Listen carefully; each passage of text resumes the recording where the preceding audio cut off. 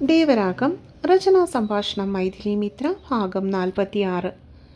ബെഡിനരികിലായി കിടന്ന ഒരു കസേരയിലേക്ക് ഇരുന്നു കൊണ്ട് മഹാദേവൻ തനിക്കെതിരായിട്ടിരിക്കുന്നവളെ ഒട്ടൊരു സംശയത്തോടെ നോക്കി. പെണ്ണ് കൈവിരകളിൽ പരസ്പരം കോർത്തു പിടിച്ചുകൊണ്ട് മുഖം കുനിച്ചിരിപ്പാണ്. ഒരു മധുരപ്രേതത്തെ കണ്ട് പേടിച്ചതുപോലെയുള്ള ഇരിപ്പ്. എങ്കിലും സംസാരിക്കാനുള്ളത് നീട്ടിക്കൊണ്ടു പോകുവാൻ അവൻ ഉദ്ദേശിച്ചില്ല. വൈശാഖി, അവൾക്ക് മാത്രം കേൾക്കുവാൻ പറ്റുന്ന ഒച്ചയിൽ മഹാദേവൻ വിളിച്ചു. വൈശു ഒട്ടൊരു പരവേശത്തോടെ മുഖമുയർത്തി അവനെ പൊടുന്നനെ നോക്കി. ആ നോട്ടത്തിൽ ചോദ്യങ്ങൾ ഒരുപാടുണ്ടായിരുന്നു. ഇതൊക്കെ എന്താണ് വൈശാഖി? ദേവന്റെ നീരസത്തോടെയുള്ള ചോദ്യം പൊടുന്നനെ അവളെ തേടിയെത്തി. കാര്യം മനസ്സിലാവാത്ത പെണ്ണിൻ്റെ മുഖം അപ്പോഴും സംശയത്തെ ചുളിഞ്ഞു പോയിരുന്നു. ഈ പ്രേമം മണ്ടാങ്കട്ടയൊക്കെ നിന്റെ തലയിൽ എപ്പോൾ വന്നുകൂടി എന്നതാണ് എൻ്റെ ചോദ്യം. അവളുടെ കണ്ണും വീഴ്ചുള്ള ഇരിപ്പ് ചെക്കനിൽ ദേഷ്യം വരുത്തി. വൈശാഖി ഒന്നും മിണ്ടിയില്ല. അവൾ മൗനം പൂണ്ടു.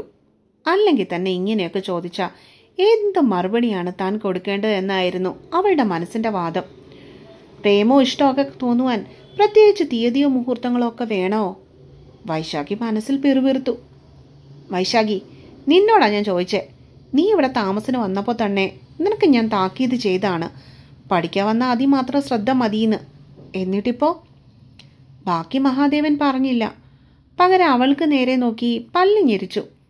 അവൻ്റെ ആ ഭാവമാറ്റം ആദ്യമായി കാണുന്നത് കൊണ്ടാവാം പെണ്ണൊന്ന് പേടിച്ചു പോയത്. ഇതോടെ നിർത്തിക്കോണം നിന്റെ കുഞ്ഞുകളി. മര്യാദയ്ക്ക് വല്ലതും പഠിക്കാൻ നോക്കിയാ നിനക്ക് കൊള്ളാം. ഇനി ഇതുപോലെയുള്ള വല്ല കൊസ്രാക്കൊള്ളിത്തരവും കാണിക്കാനാണ് നിന്റെ പരിപാടിയെങ്കിൽ മോള് വിവരം അറിയും. ഇവിടെ നിന്നിറങ്ങി നേരെ PG-യിലേക്ക് പൊയ്ക്കോണം. പറഞ്ഞില്ലെന്ന് വേണ്ട. ഉള്ളിലുള്ള ദേഷ്യം പകുതി അടക്കി പിടിച്ചുകൊണ്ടാണ് ദേവൻ അത് പറഞ്ഞത്. എന്നിട്ട് അവളെ നോക്കി ഒന്ന് കണ്ണുരുട്ടുകയും ചെയ്തു. അവൻ്റെ ദേഷ്യത്തോടെയുള്ള സംസാരം കേട്ടിട്ടോ അതോ അവൻ്റെ മുഖത്തെ ഗൗരവം കണ്ടിട്ടോ വൈശാഖി മെല്ലെ തലയാട്ടിക്കാട്ടി. അവൻ പറഞ്ഞത് സമ്മതിച്ചു എന്നുള്ള രീതിയിൽ. അവൾ മൊട്ടേന്ന് വിരിഞ്ഞില്ല. അതിനു മുമ്പ് പ്രേമിക്കാൻ നടക്കുന്നു. കൂടുതൽ കളിച്ച നിന്റെ അച്ഛനെയും അമ്മയും വിളിച്ചു വരുത്തി അവരുടെ കൂട്ടത്തിൽ നിന്നെ ഞാനങ്ങ് പറഞ്ഞു വിടും. കേട്ടല്ലോ?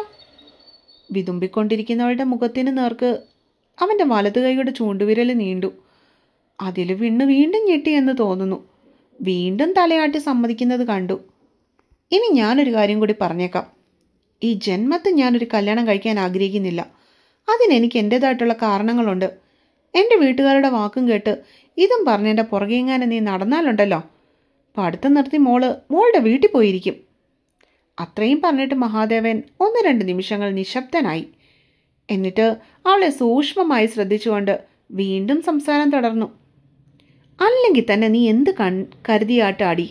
ഒന്നുമില്ലേലും ഞാൻ നിന്റെ അധ്യാപകനല്ലേ. ആ എന്നെ കയറി എങ്ങനെയാണ് നിനക്ക് പ്രേമിക്കാൻ തോന്നിയേ?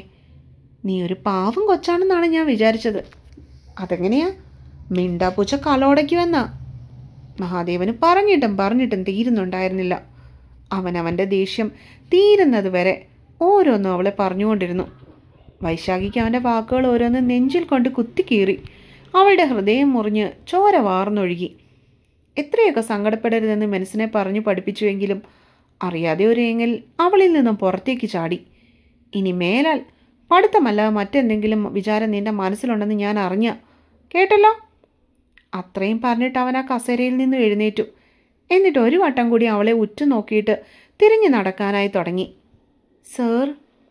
വൈശാഖിയുടെ പിൻവിളി അപ്പോഴേക്കും അവനെ തേടി ചെന്നിരുന്നു. ആ. നെറ്റി ചുളിച്ചു പിടിച്ചുകൊണ്ടാണ് മഹാദേവൻ വീണ്ടും അവളുടെ നേരെ തിരിഞ്ഞു നിന്നത്. സാറ് പറഞ്ഞല്ലോ ഞാൻ പഠിപ്പിക്കുന്ന അധ്യാപനെ കയറി പ്രണയിച്ചെന്ന്. ഞാൻ ചെയ്തത് തെറ്റാണ്. അറിഞ്ഞോണ്ടല്ല, അറിയാതെ മനസ്സിൽ അങ്ങനെ തോന്നിപ്പോയതാ. എനിക്കിതുവരെ ഇങ്ങനൊരു ഇഷ്ടം ആരോടും തോന്നിയിട്ടില്ല സർ. സാറിനതൊരു ബുദ്ധിമുട്ടായെങ്കിൽ എന്നോട് ക്ഷമിക്കണം. ഇനി ഒരിക്കലും ഞാൻ സാറിനെ ഇക്കാര്യം പറഞ്ഞ് ബുദ്ധിമുട്ടിക്കില്ല. സത്യം.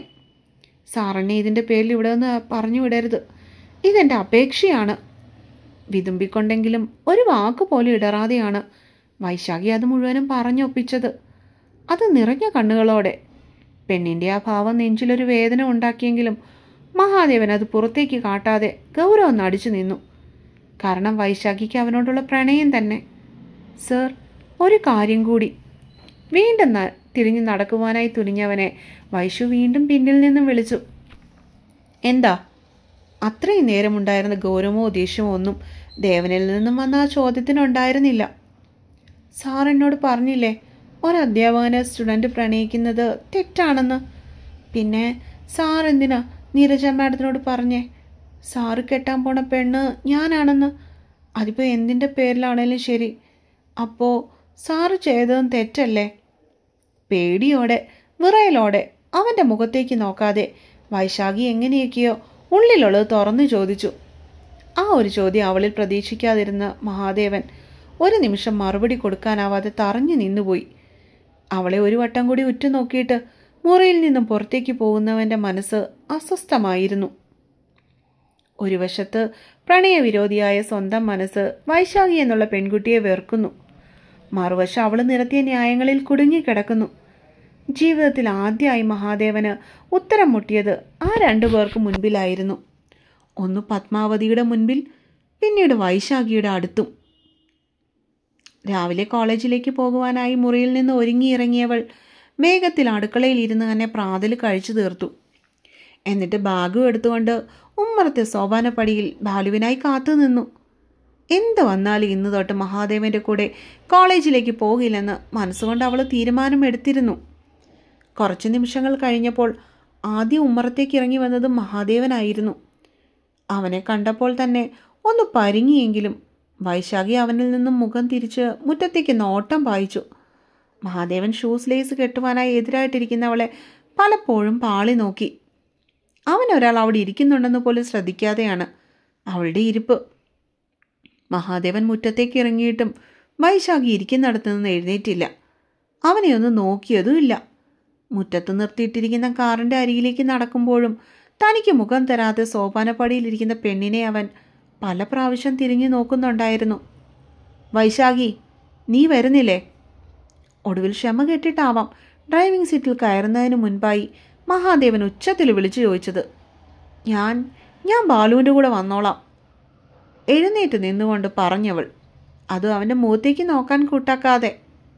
അച്ഛനിന്ന് താമസിക്കും, മര്യാദയ്ക്ക് നീ എൻ്റെ കൂടെ വരാൻ നോക്ക്. വാശിയോടെ ചെക്കൻ അതും പറഞ്ഞിട്ട് വണ്ടിയുടെ ഡോർ തുറന്ന് അതിലേക്ക് കയറിയിരുന്നു. വൈശു ചിന്തയിൽ മുഴുകി നിന്നു. അമ്മേ, കുഴപ്പാവോ? ഒന്നാമത് ചെക്കൻ കലിപ്പിലാണ്. മഹാദേവൻ്റെ കാറ് മുറ്റത്തു നിന്നും ഗേറ്റും കടന്ന് വഴിയിലേക്ക് ഇറങ്ങിപ്പോകുന്നത് കണ്ടതും ലക്ഷ്മി ഉള്ളിലുള്ള ആവലാതി പുറത്തേക്ക് കുടഞ്ഞിട്ടു. ദേവൻ്റെ ഒപ്പം കാറിൽ കയറിപ്പോയ വൈശാഖിയെ ഓർത്തി ലക്ഷ്മിക്ക് നല്ല ആദിയുണ്ടായിരുന്നു. മഹാദേവൻ ഇന്നലെ തൊട്ട് ഇടങ്ങേറിലാണ്. ആരോടും അധികം മിണ്ടാട്ടമില്ലാതെ ഗൗരവത്തിലാണ് നടപ്പും പോലും. രാവിലെ പ്രാതലിന് കഴിക്കാനിരുന്നപ്പോഴും അവൻ മൗനമായിരുന്നു. അതുകൊണ്ട് തന്നെ ലക്ഷ്മിക്ക് മകനെ ഓർക്കുമ്പോൾ ചെറിയൊരു പേടിയുണ്ടായിരുന്നു. സോപാനപ്പടിയിൽ ചാരി നിൽക്കുന്ന വൈശുവിനെ അമ്മ ഇത്തിരി നിർബന്ധിച്ചിട്ടാണ് മഹാദേവൻ്റെ കാറിൽ കയറ്റി വിട്ടത് തന്നെ. വൈശുവിന് അവൻ്റെ കൂടെ പോവാൻ വല്ലാത്ത മടിയായിരുന്നു. സാറിൻ്റെ കൂടെ ഞാൻ പോയില്ലമ്മേ എന്ന് കട്ടായം പറഞ്ഞ പെണ്ണ് കുറേ നേരം വാശി പിടിച്ചതുമാണ്. ഞാൻ എൻ്റെ കാറിൽ പൊയ്ക്കോളാം എന്ന കൂടെയുള്ള വൈശാഖിയുടെ അപേക്ഷ അമ്മ നിർദാക്ഷിണ്യം തള്ളുകയും ചെയ്തു. ഒടുവിൽ അമ്മ ഒരു തരത്തിൽ ഉന്തി തള്ളിയിട്ടാണ് പെണ്ണ് അവൻ്റെ കൂടെ പോകാൻ സമ്മതിച്ചോ പോലും. ബാലേട്ടൻ ഇന്ന് പുറത്ത് എന്തോ ആവശ്യത്തിന് പോകുമെന്നും കോളേജിൽ സമയത്തിനെത്തണമെങ്കിൽ ദേവൻ്റെ കൂടെ പൊയ്ക്കോളൂ എന്നും പത്മാവതി ആവർത്തിച്ച് പറഞ്ഞതുകൊണ്ട് മാത്രമാണ് വൈശു വേറെ നിവർത്തിയില്ലാതെ ബാഗും എടുത്തുകൊണ്ട് മഹാദേവൻ്റെ വണ്ടിയുടെ അരികിലേക്ക് ചെന്നതും അതിലേക്ക് കയറിയിരുന്നതും ഒക്കെ. അതുകൊണ്ട് തന്നെ ലക്ഷ്മി ആശങ്കയോടെയാണ് പത്മാവതിക്കൊപ്പം മുറ്റത്തു നിന്നും ഉമ്മറപ്പടികൾ കയറിയത്. എൻ്റെ പൊന്നു ലക്ഷ്മി, നീ ഇതെന്ത് വർത്താനായി പറയുന്നേ? അവനിഷ്ടമല്ലെങ്കിൽ അവൻ ആ പെണ്ണിനെ കാറിൽ കയറ്റി കൊണ്ടുപോവോ? ഹാളിലെ സെറ്റിയിലേക്ക് മെല്ലെ ചെന്നിരുന്നു കൊണ്ടാണ് അവരത് ചോദിച്ചത്. എന്നാലും എനിക്കെന്തോ പേടിയാവും അമ്മേ. ഒന്നാമത് ദേവൻ ഇങ്ങനെയുള്ള കാര്യത്തിൽ ഇത്തിരി ദേഷ്യക്കൂടുതല. അവളെ വല്ലതും പറയുമെന്ന എൻ്റെ പേടി. അവരുടെ അരികിലായി ലക്ഷ്മിയും ചെന്നിരുന്നു. ചട്ടിങ്കാലോ ആകുമ്പോൾ ഇച്ചിരി തട്ടിമുട്ടി എന്നൊക്കെ ഇരിക്കും എന്നും പറഞ്ഞ് നമ്മൾ നമ്മുടെ പ്രയത്നം ചെയ്യാതിരിക്കാൻ പറ്റുമോ? അല്ലെങ്കിൽ തന്നെ അവനെ ഇങ്ങനെ ജീവിതകാലം മുഴുവൻ കാള കളിച്ച് നടത്താനാണോ നിന്റെ തീരുമാനം? ഈ ചിങ്ങത്തിൽ ചെക്കന് വയസ്സ് 27 കഴിയും. പെണ്ണും പെടക്കോഴിയൊന്നും വേണ്ടെന്ന് പറഞ്ഞ് അവനിങ്ങനെ നടന്നാലും നമ്മളതൊക്കെ അംഗീകരിച്ചു കൊടുക്കണം എന്നാണോ? പത്മാവതി അമ്മയുടെ മുഖത്ത് നീരസം. അങ്ങനെയല്ലമ്മേ, ഞാൻ അങ്ങനെയൊന്നും വിചാരിച്ചിട്ടില്ല. ലക്ഷ്മി തൻ്റെ കൈകൾ രണ്ടും കൂട്ടിത്തിരുമ്മി. വിചാരിക്കരുത്. അങ്ങനെ വിചാരിച്ചാലാ കുഴപ്പം. ഇവനെ തെളിക്കാനുള്ള വഴി എൻ്റേലുണ്ട്. ഇതിനേക്കാൾ പിശുങ്ങനായി ഇവൻ്റെ മുത്തശ്ശനെ മുട്ടുകുത്തിച്ചവളാ ഈ പത്മാവതി. അപ്പോഴാ അങ്ങേരുടെ കൊച്ചുമോന്, ഒന്ന് പോയേ കൊച്ചേ നീ, ഇതൊക്കെ എനിക്ക് വെറും ചീള് കേസുകളാണ്. എടി മരുമോളെ, നിനക്കറിയാവോ, ഇഷ്ടം പറഞ്ഞ ഒരു പെണ്ണിനെ എപ്പോഴും കൂടെ കൊണ്ട് നടക്കുന്ന ഏത് ചെക്കനിലും പ്രേമം മുട്ടിടാനേ ഒരേ ഒരു നിമിഷം മാത്രം മതിയടി. പത്മാവതി അതും പറഞ്ഞുകൊണ്ട് സെറ്റിയിൽ ഇളകിയിരുന്നു. എന്നിട്ട് എന്തൊക്കെയോ ചിന്തിച്ചുകൊണ്ട് പൊട്ടിച്ചിരിച്ചു.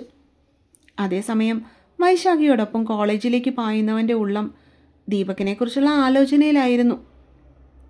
ഒരു വട്ടം തൻ്റെ കാറിനെ അറ്റാക്ക് ചെയ്തവനാണ്. ഇനിയും ആവർത്തിച്ച് കൂടെ നില്ലല്ലോ. വൈശാഖി തൻ്റെ വീട്ടിൽ നിൽക്കുന്നിടത്തോളം കാലം അവളുടെ സുരക്ഷ നോക്കണം.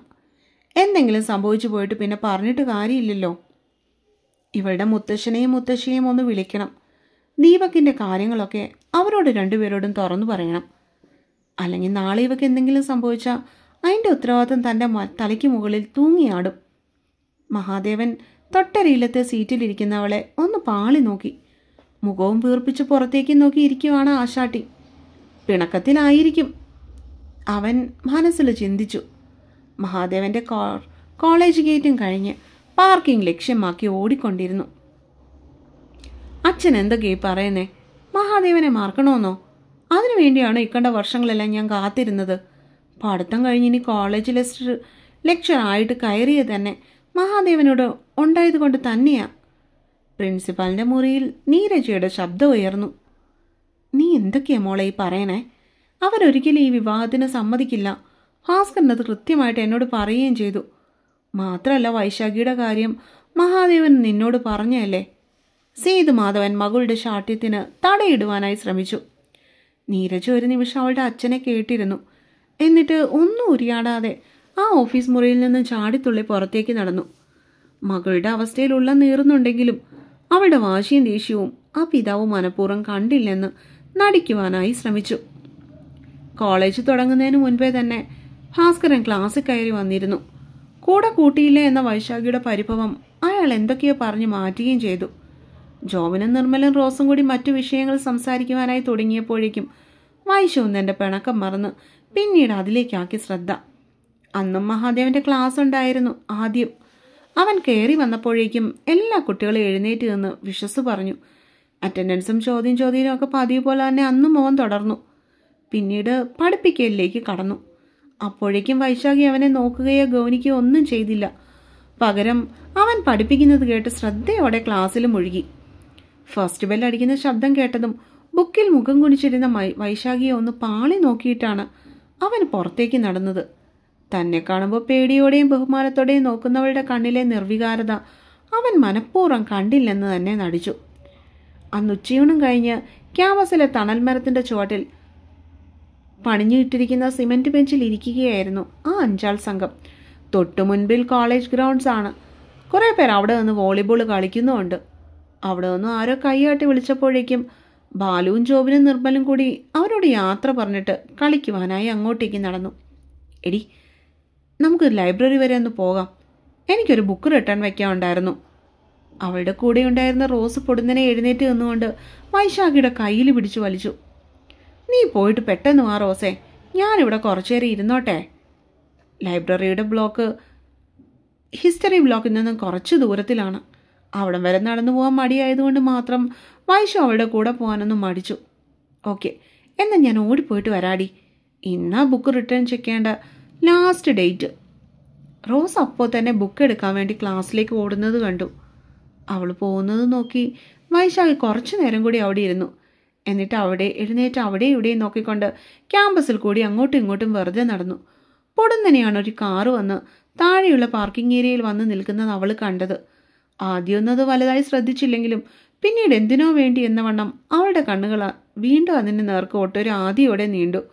ഒരു ആഡംബരക്കാരൻ്റെ ഡ്രൈവിംഗ് സീറ്റിൽ നിന്ന് ഇറങ്ങി വരുന്ന ദീപക് അവളുടെ ശരീരത്തിൽ ഒരു മരവിപ്പുണ്ടാക്കി.